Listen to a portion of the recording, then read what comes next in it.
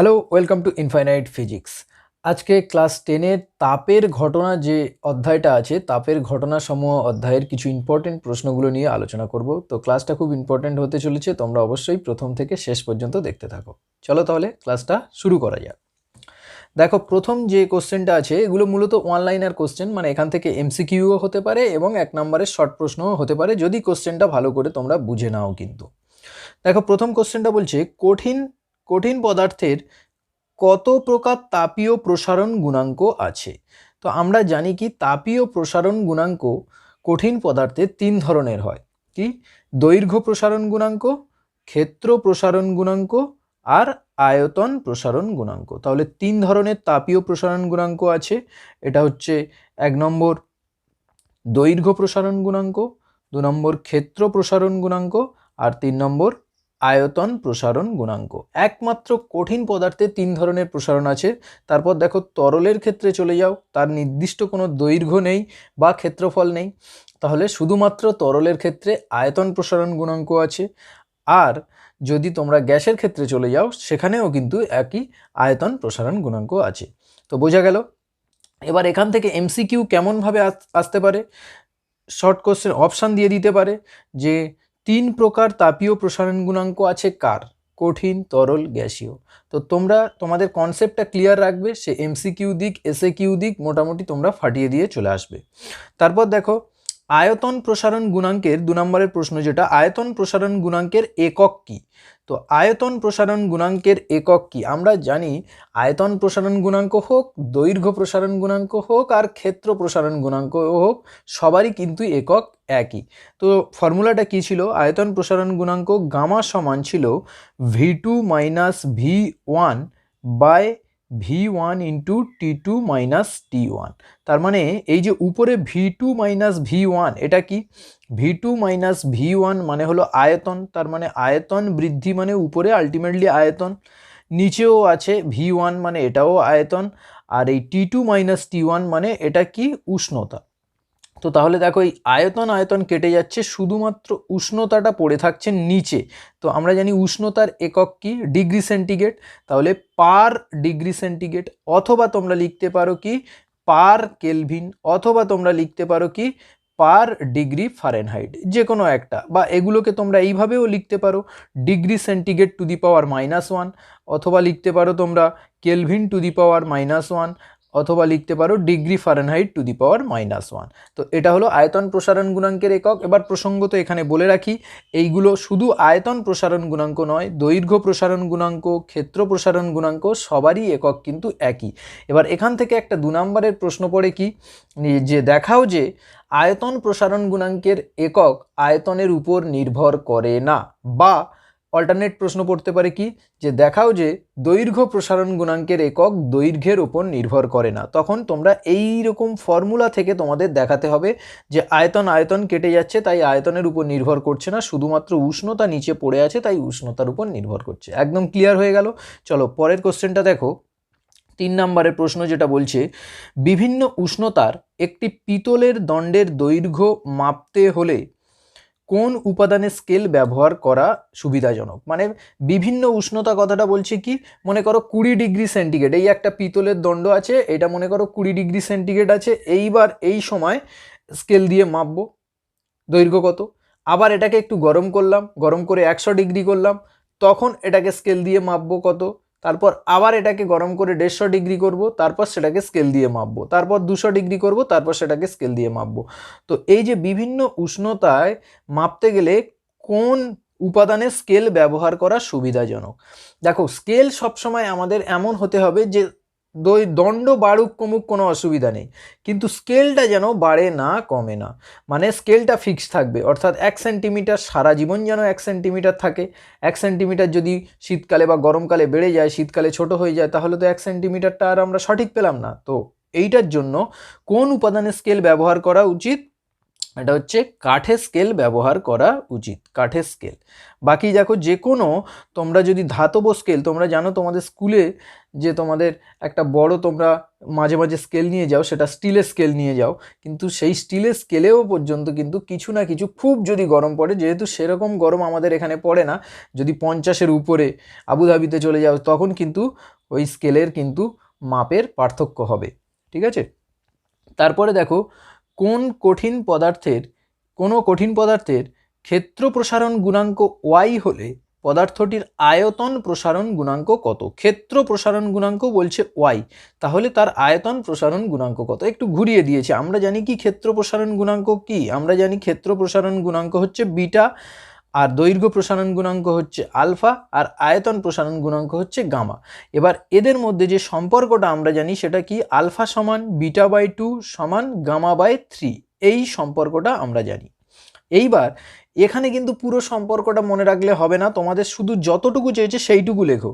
ক্ষেত্র প্রসারণ গুণাঙ্ক, তো ক্ষেত্র প্রসারণ গুণাঙ্ক মানে বিটা, আর আয়তন প্রসারণ গুণাঙ্ক, তাহলে ক্ষেত্র আর আয়তন এই দুটোকে আমরা নেব। তাহলে এই দুটোকে নিলে আমরা কি লিখতে পারি, β/2 সমান γ/3। এবার যেহেতু এখানে ক্ষেত্র প্রসারণ গুণাঙ্ক ওয়াই বলেছে, তাহলে আমরা এটাকে লিখতে পারি y/2 সমান γ/3। এইবার বলছে আয়তন প্রসারণ গুণাঙ্ক কত হবে, মানে গামার মানটা কত হবে। তাহলে দেখো একদম সিম্পল, গামা সমান কি হবে, গামা সমান 3y/2, গামা সমান হবে 3y/2, এইটা হলো অ্যান্সার।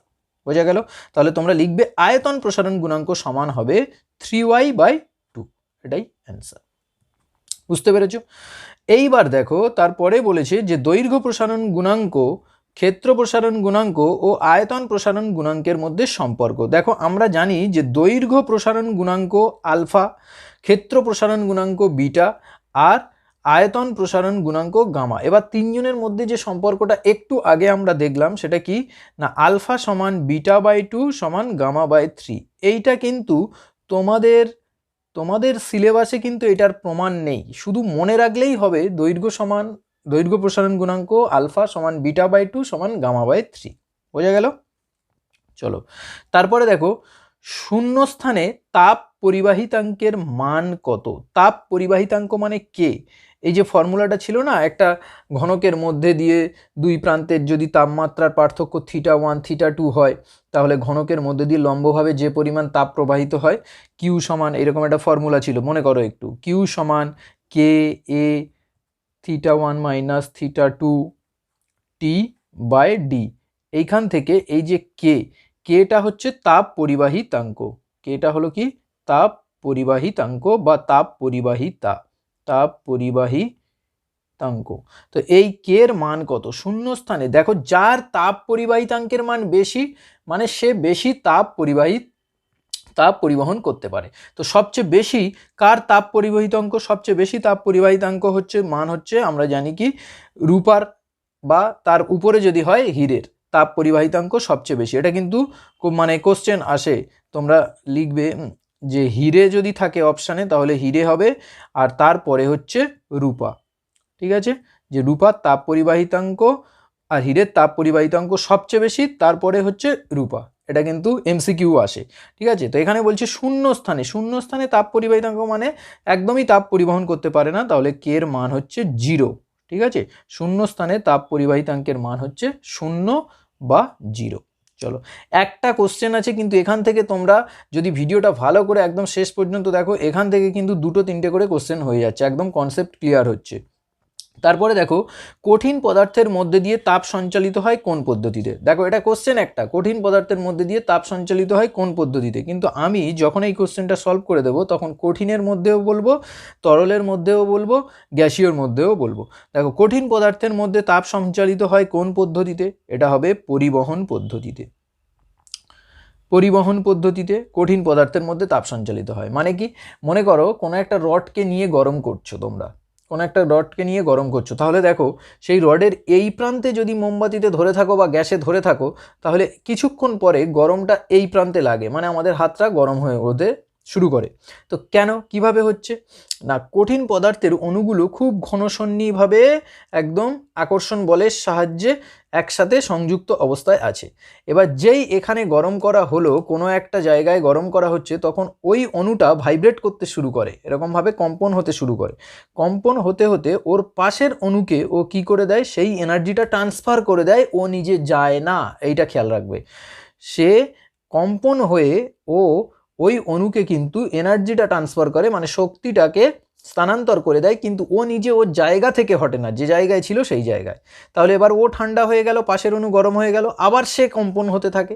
কম্পন হয়ে কি করে, ও পাশের অণুকে দিয়ে দেয়, দিয়ে ও ওর জায়গায় শীতল হয়ে যায়, পাশের অণুকে গরম করে দেয়, আবার সে তার পাশের অণুকে দেয়, এইভাবে দিতে দিতে এই প্রান্তে তাপ আসে। তো এই যে প্রান্তটার নাম হচ্ছে পরিবহন, কারণ পদার্থের অণুর কোনো স্থান ঘটে না। এখান থেকে কোশ্চেন আসতে পারে যে কোন পদ্ধতিতে তাপ পরিবহনের সময় পদার্থের অণুর কোনো স্থানচ্যুতি ঘটে না, তাহলে সেটা হবে পরিবহন। পদার্থের অণুর স্থানচ্যুতি ঘটে না, এইটা কিন্তু খুব ইম্পর্টেন্ট, স্থানচ্যুতি ঘটে না, ঠিক আছে, পরিবহনের ক্ষেত্রে।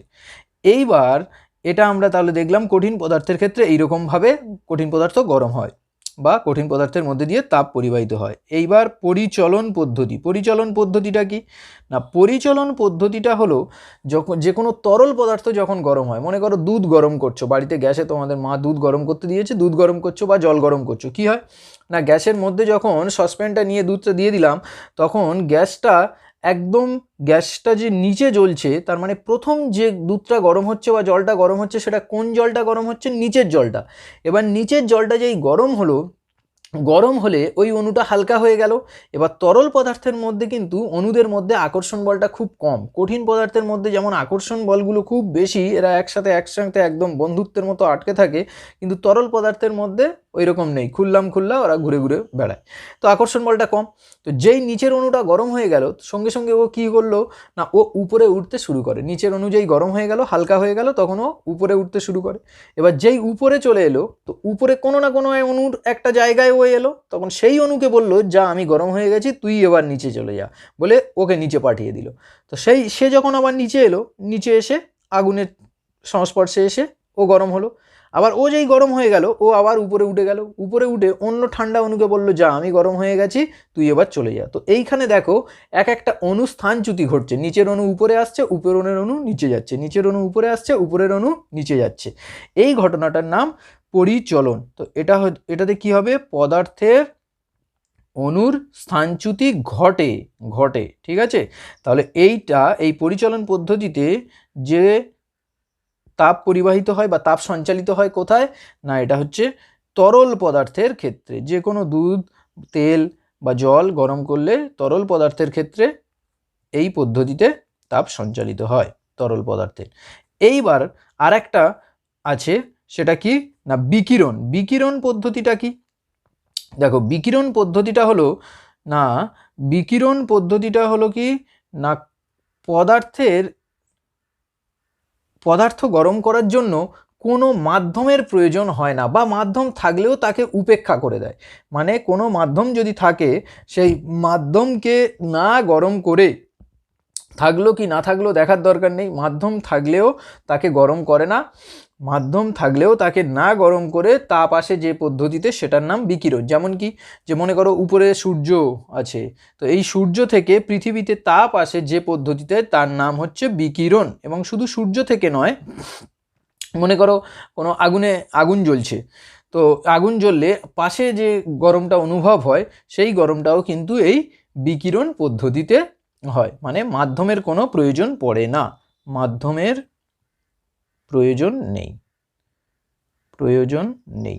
তাহলে যদি বলে যে পরিবহন পদ্ধতিতে কঠিন পদার্থের, পরিচলন পদ্ধতিতে তরল পদার্থের, আর বিকিরণ সূর্য থেকে পৃথিবীতে যে পদ্ধতিতে তাপ আসে, বা কোনো একটা ল্যাম্প জ্বাললে বা কোনো একটা আগুন জ্বাললে আশেপাশের যে পরিবেশটা গরম হয় যে পদ্ধতিতে, সেটার নাম বিকিরণ। বোঝা গেল, কনসেপ্ট ক্লিয়ার। চলো পরের কোশ্চেনটা দেখো, তাপীয় রোধের একক কি। তো আগে তাপীয় রোধটা জানতে হবে, তারপরে তাপীয় রোধের এককটা আমরা জানবো। তো তো দেখো তাপীয় রোধ জিনিসটা কি, এটা আসে কিন্তু অ্যাকচুয়ালি তাপ পরিবাহিতাঙ্কের যে রাশিমালা সেইটা থেকে। তো আমরা জানি কিউ সমান কি ছিল সূত্রটা, কিউ সমান K A theta 1 minus theta 2 T by D. এইটা হলো কত পরিমাণ তাপ ওই ঘনকের মধ্যে দিয়ে পরিবাহিত হয়। এইবার এখান থেকে দেখো কিউ বাই টি যদি করি, এই রাশিটাকে টিকে যদি কিউর নিচে নিয়ে চলে যাই তাহলে কি হবে, কিউ বাই টি সমান হবে K A theta 1 minus theta 2 by D. এইবার দেখো এই কে যদি নিচে নিয়ে আসি তাহলে এই রাশিমালাটা কি হবে না, কিউ বাই টি সমান theta 1 minus theta 2 by D by K A. এই পর্যন্ত কারোর কোনো অসুবিধা নেই। এইবার দেখো আমরা তড়িতের ক্ষেত্রে একটা সূত্র জানি, তড়িতের ক্ষেত্রে একটা সূত্র জানি কি না, V equal to I R. তো এখান থেকে আমরা যে সূত্রটা জানি আই সমান V two minus V one বা V one minus V two, যাই দাও না কেন, V one minus V two by R. এটাই তো ওহমের সূত্র। তো এইটার সাথে আই মানে কি, আই মানে কারেন্ট, তো কারেন্ট মানে কি আধান বাই সময়, তাহলে কিউ বাই টি এটা কিন্তু আধান আর এটা হচ্ছে তাপ। তাহলে দুটোর সাথে কম্পেয়ার করলে দেখতে পাচ্ছি দেখো উপরে V one minus V two মানে এই কিউ ওয়ান মাইনাস কিউ টুর সঙ্গে সমান হয়ে গেছে, মানে এই V one minus V two আর Q one minus Q two একই রকম। এই যে কিউ বাই টি আর এটাও কিউ বাই টি, আধান বাই সময়, এটা তাপ বাই সময়। আর তাহলে এইখানে যে পড়ে আছে আর, এইটা সমান হবে ডি বাই কে এ। তাহলে এখান থেকে আমরা একটা ফর্মুলা পেলাম যে আর সমান, এটা হচ্ছে আর টি বা থার্মাল রেজিস্ট্যান্স বা তাপীয় রোধ, আর সমান ডি বাই কে এ। এই যে ডি বাই কে এ এইটা পাচ্ছি, এইটাই হচ্ছে কি তাপীয় রোধ। এবার তাপীয় রোধের এককটা বলছে। তো দেখো তাপীয় রোধের একক, ডির একক কি, ডির একক হলো, ডি যেহেতু ডিস্টেন্স তাই সিজিএস পদ্ধতিতে যদি হয় তাহলে এটা হবে সেন্টিমিটার, আর এর একক হচ্ছে ক্ষেত্রফল মানে সেন্টিমিটারের স্কোয়ার। এইবার আছে কি না কে এর এককটা, কে এর এককটা কি আমরা জানবো। দেখো একটু কে এর এককটা আমি উপরের দিকে করছি, এইখানে দেখে নাও কে এর এককটা। দেখো উপরের দিকে একটু আমি দেখাচ্ছি, কে সমান কি, অ্যাকচুয়ালি কিউ সমান K A theta 1 minus theta 2 T by D. তাহলে এখান থেকে আমরা কে সমান পাবো কি, কে সমান পাবো Q D by A theta 1 minus theta 2 t. তাহলে কিউ মানে কি তাপ, তাপের একক সিজিএস পদ্ধতিতে ক্যালোরি, ডি মানে হচ্ছে সেন্টিমিটার আর নিচে এ মানে হচ্ছে সেন্টিমিটারের square, into theta 1 minus theta 2 মানে উষ্ণতার একক, উষ্ণতার একক হচ্ছে ডিগ্রি সেন্টিগ্রেড, ইন্টু সময়ের একক সেকেন্ড। বোঝা গেল? তাহলে এই সেন্টিমিটার উপরে কাটলো, উপরে একটা সেন্টিমিটার, দেখো উপরে একটা সেন্টিমিটার, উপরে একটা সেন্টিমিটার কাটলো, নিচে একটা সেন্টিমিটার কেটে গেল।